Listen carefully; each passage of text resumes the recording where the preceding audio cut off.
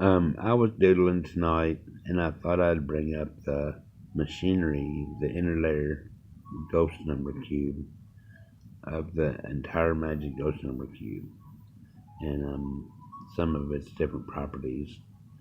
Um, well, for one, and the big thing I want to bring up is that I think of these purple inner layer ghost numbers, the ones that give the outer ghost numbers, from a combination of the cubic octants and at the special diagonals, at the ends of the special diagonals. I think of these as vectors for the most part. They have a magnitude and a direction, 18 to 45, and there's symmetries in these magnitudes and directions, 27 to 36, 27 to 36, 27 to 36.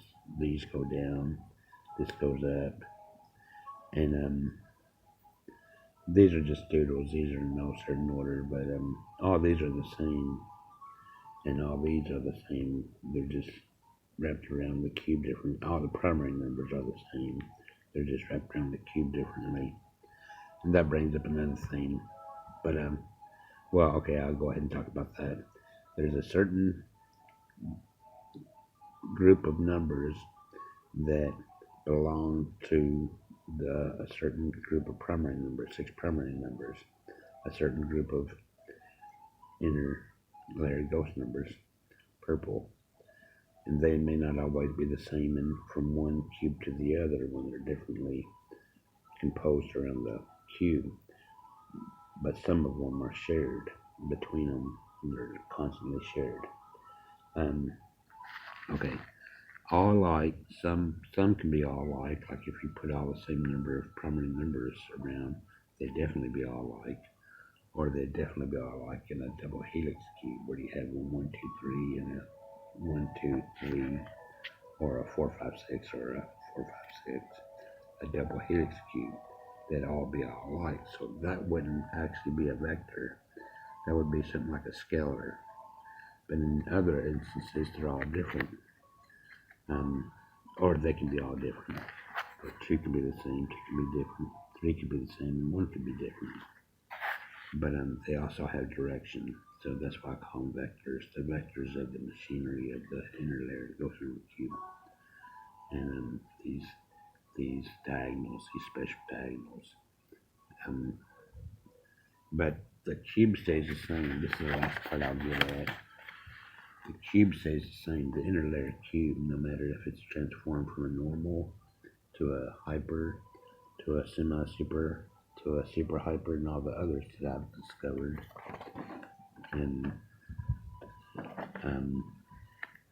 they stay the same, the inner layer. And that's the reason you can strip down a Magic Ghost Number cube to only include the outer layer, because that's the one that can change, but the inner layer stays the same. So in that line of reasoning, you can strip it down. But the machinery, this is the machinery of the whole cube.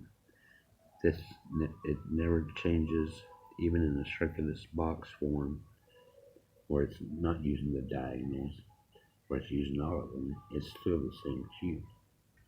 But also the vectors, and I think these are interesting. They have a magnitude and a direction, and there's a symmetry in these magnitudes and directions, except in the instance where they're all the same, like a double helix cube. In these rooms, I'm talking about something else, but the important part is that you're looking at a double helix cube. Any cube where you have a sequence of numbers going up and the same sequence of numbers going down wrapped around the cube like a double helix, they're all the same. So I call this a scalar group of vector, or a scalar group, or a group of scalars. But in other instances, again, they have direction. They have a magnitudes and direction. So I think of these like scalars and vectors. These inner layer ghost numbers, the purple ones, and I think of these as the main machinery of the inner layer cube. And if I still have enough time on this film, creating.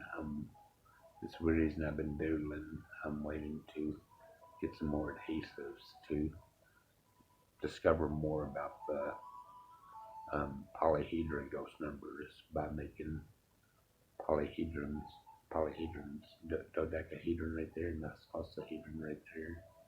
I'm waiting to get some more adhesive to glue the plastic glass onto the outer platonic solid. If you look inside, that's an inner platonic solid with numbers.